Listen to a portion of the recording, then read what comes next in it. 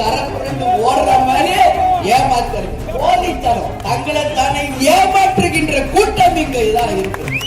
ஆனா இங்க நிக்கிற ஒருத்தரும் 100 பேருக்கு சமமானவர்கள்.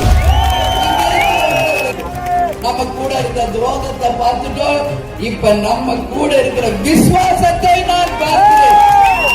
சின்ன கேப்டன் வருவார், உறுதியாக உங்களை எல்லாரும் பார்க்கிறதுக்கு தொகுதியாக வருவார். விஜய பிரபாகர் வருவார்.